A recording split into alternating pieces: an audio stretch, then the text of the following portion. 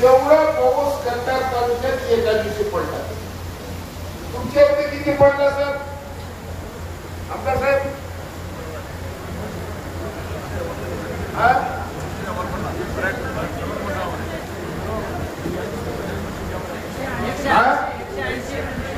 180. ठीक आहे. आता एक दिवसात 180 म्हणजे काही बी नाही. नांदेड मध्ये 280 एक दिवसात. आणि पुढे आता ऐका, मी एक पावसाळा ऐकला.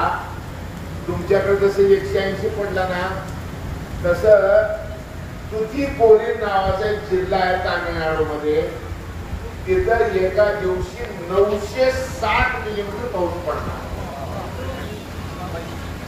960 म्हणजे